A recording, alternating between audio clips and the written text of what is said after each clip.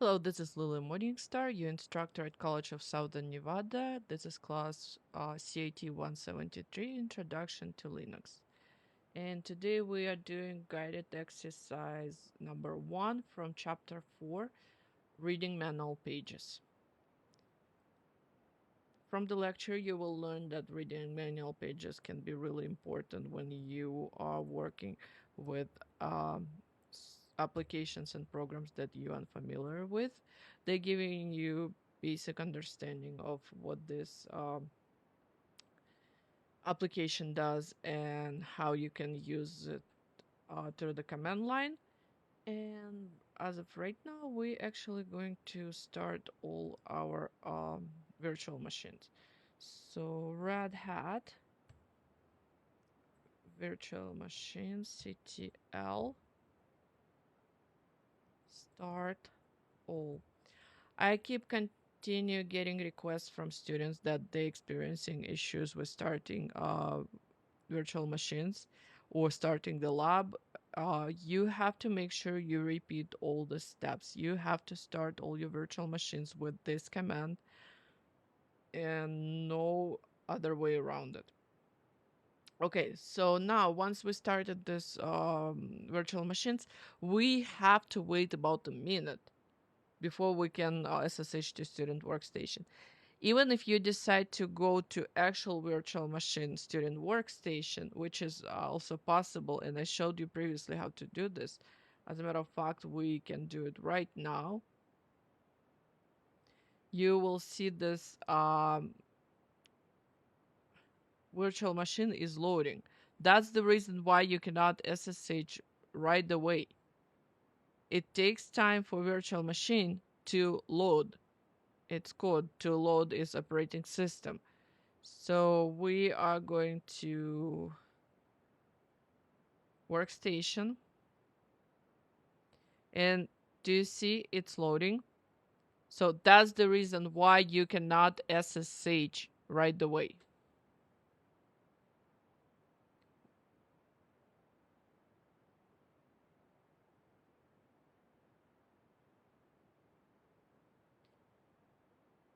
I know some people doing this lab without understanding how virtualization and virtual machines work, and we will be learning little by little. But at this point, you have to understand that virtual machine is just like actual machine, except it's using only partially resources of your actual machine, and any changes that you will do on a virtual machine will not affect your actual host, your actual computer. That's why I asked many students, if you want to install Linux, well, for the lab, you have to install Linux Red Hat or Linux Ubuntu. Preferably, you will do this in a virtualization environment, not directly on the hardware, because basically virtualization environment created for you to experiment. Okay, so we are in the student workstation. We are not going to SSH right now because we already here. So if we were in the kiosk right now, like right here, that's a kiosk. This is kiosk. This is our workstation. That's a VM. So we can SSH from kiosk, and that's pretty much like we're physically going to be inside of this virtual machine. But right now we're already in the virtual machine, so we're not going SSH here. Okay, what are we gonna do here? We're already in the student workstation. We don't need to SSH anywhere. We can start the lab immediately. Lab, help, manual, start. As you can see, we successfully started this lab. Now, we're looking at the steps.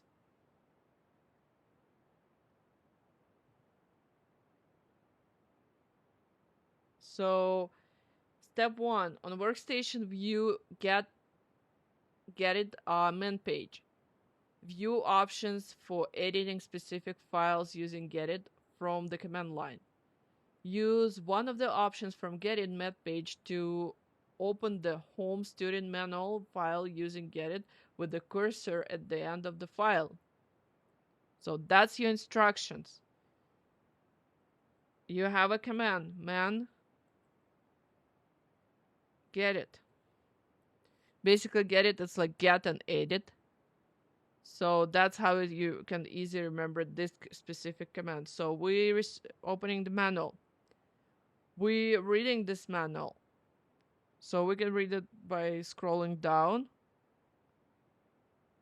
But we have very specific step to do next.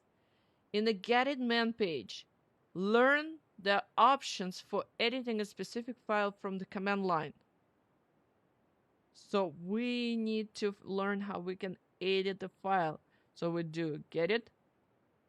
Then we will use some kind of option. Then we use file name. Okay, get it is the official text editor of GNOME desktop environment.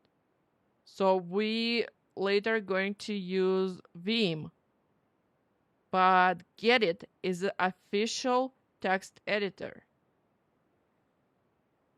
Okay. Let's see what kind of options we have. We have option of encoding, list encoding, new window, new document, standalone. We can use as or the whole word as standalone. We can use W or double dash wait, open files with get it process, and so on. So you can go through this man, and it's fairly short. Now, we have very specific portion of get it man document that they want us to find. So remember, I told you that we need to find the man page learn options for editing a specific file from the command line. So we have file here.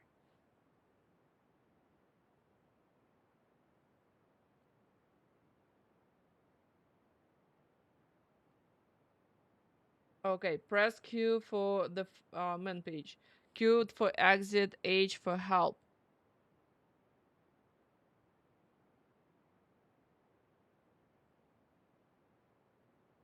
Now, use get it plus command to open manual file. Get it plus manual.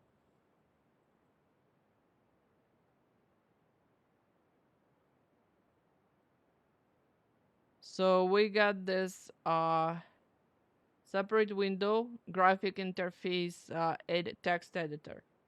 You can edit your text through the command line, and you can have a good graphic user interface for editor. They will work exactly the same, and it doesn't matter how you will do it. You will still be able to make changes to your text documents.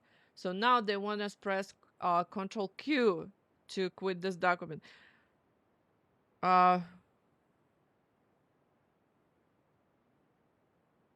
Okay, that's an issue I experienced previously here. I have Mac keyboard, and sometimes Mac keyboard doesn't really connect with the NetLabs.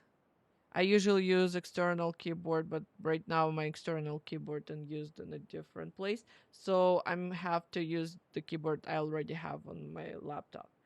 Okay, next. Step 2. Read SU1 man page.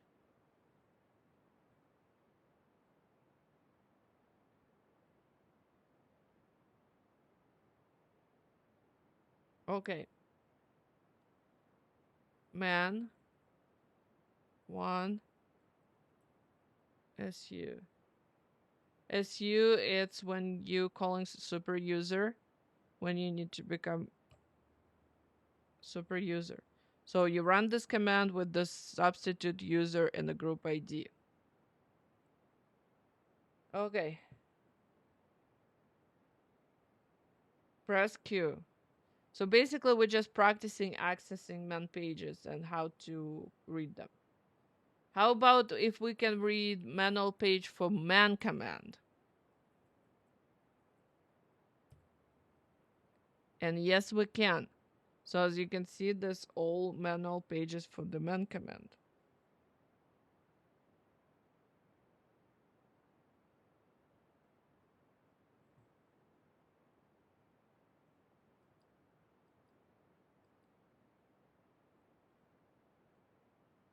Press Q.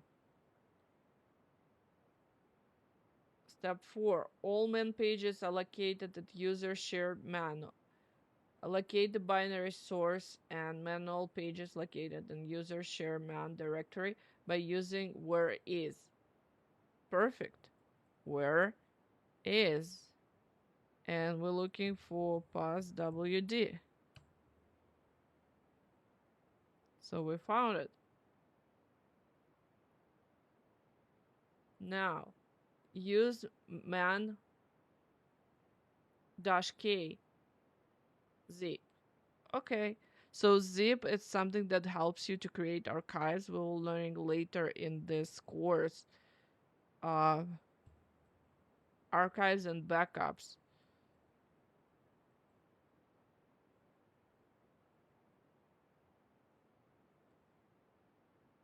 So with K, we get detailed information about the zip archive. Okay, so we just completed step 5. Let's go to the step 6. Man/k boot. Man/k boot. So now we're gonna get details about boot process. So as you can see, it tells us like in details when we get our kernel models to load and so on. Now man forward slash -k x4. X4, that's a file system for Linux. So that file system defines how we are keeping our um, basically information on the storage device. So we're gonna see details about this file system. And now we can finish this lab. Lab, help, manual, finish. Okay, once we complete with this lab, you can end the reservation and create your PDF report and submit it for the grading. Thank you very much for watching and see you in the next guided exercise.